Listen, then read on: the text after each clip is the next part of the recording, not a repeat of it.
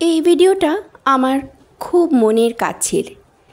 আমি চাই আমার এই ভিডিওটা যাতে অনেক বছর এভাবে ইউটিউবে থেকে যাক। আমার মেয়ে যখন বড় হবে তখন সে যাতে আমার চ্যানেলটা যদি খুলে তখন তার ছোটোবেলার নাচের এই ভিডিওটা দেখতে পাবে।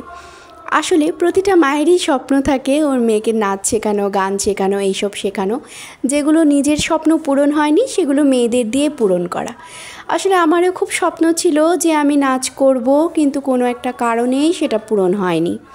তো আমার খুব ইচ্ছা ছিল আমার মেয়ে নাচ করুক। বড় মেয়ে তো নাচ একদম ভালোবাসে না, অনেক চেষ্টা করার পরেও সে নাচতে চায়নি। তাই ছোটোটাকেও ইচ্ছে ছিল, কিন্তু ছোটোটাও ঘরের মধ্যে একদমই নাচে না। কিন্তু স্কুলে গিয়ে যে ও এত সুন্দর করে নাচ করবে আমি কিন্তু ভাবতেই পারিনি। আসলে এই নাচটার পেছনে পুরো অবদানটাই হচ্ছে ওর টিচার্সদের। ওর টিচাররা ওকে এত সুন্দর করে নাচ শিখিয়েছে, আর ও এত সুন্দরভাবে ফিয়ারলেসভাবে একদম ওখানে ডান্স করেছে, একদম ভয় পায়নি। প্রত্যেকটা স্টেপ করার চেষ্টা করেছে, যতটুকু ওর মনে ছিল, যতটুকু ও পেরেছে। হ্যালো, হাই এভরিওয়ান, আমি লিপিকা। এত কথা আগে দিয়ে বললাম কি কারণে জানো? এই যে লাল সাদা শাড়ি পরে টুকটুকি আমার দাঁড়িয়ে আছে, এই আমার ছোট্ট মাম্মামের স্কুলের আগমনী প্রোগ্রাম ছিল পঞ্চমীর দিন। এবছর 2025-এর মহাপঞ্চমীর দিনে ওর স্কুলে ছিল আগমনী প্রোগ্রাম। সেদিনই আমরা সবাই মিলে প্ল্যান করি যে ওরা শাড়ি পরে যাবে। আর আমাদের জন্য যে এত বড় একটা সারপ্রাইজ ছিল সেটা আমি জানতাম না, বিশেষ করে আমার জন্যে, কারণ আমি নিজে নাচ ভীষণ ভালোবাসি, কিন্তু সে পরিমাণ আমার করা হয়ে ওঠে না, করতে পারিও না বলতে গেলে সেভাবে। কিন্তু আমার মেয়ে যে এত সুন্দর করে গিয়ে স্কুলে আগমনী প্রোগ্রামে নাচ করবে সেটা কিন্তু আমার জানাই ছিল না। মানে এটা দেখার পরে আমি জাস্ট স্পিচলেস হয়ে গেছি। এত ভালো লেগেছে আমার যে ও কি সুন্দর করে নাচ করছে।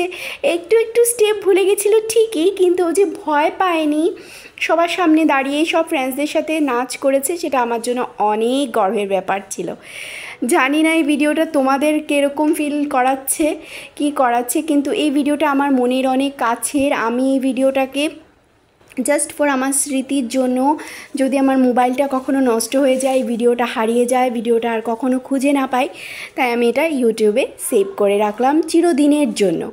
আমার মেয়ে যখন বড় হবে তখনও সে যদি মাম্মামের চ্যানেল খোলে তখন সে দেখতে পাবে, আর আমারও যখন ইচ্ছে হবে আমি তখনই দেখতে পারবো। তার জন্যই আসলে এটা এখানে সেভ করে রাখা। আর আমার একটা এত বড় খুশির মুহূর্ত তোমাদের সাথে শেয়ার করব না, যেখানে আমি আমার জীবনের প্রত্যেকটা ক্ষণ, প্রত্যেকটা হাসি খুশি সব কিছুই তোমাদের সাথে শেয়ার করছি। এইটাও তো আমার শেয়ার করতেই হতো। তোমাদের কাছে কেমন লাগলো আমার মাম্মামের এই ছোট্ট নাচটা, যেটা ও জীবনে প্রথমবার করেছে, তাও আবার স্কুলে টিচারদের দ্বারা শিখে।